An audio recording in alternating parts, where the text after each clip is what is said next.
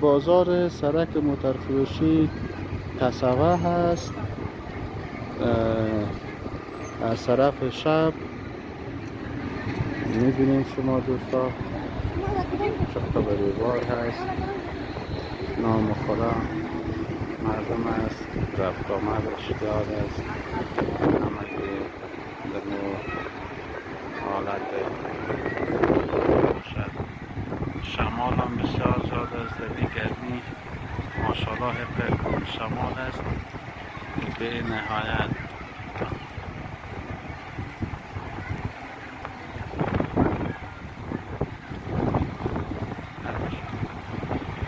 که دست به شور میخوره و بسیار شمال است.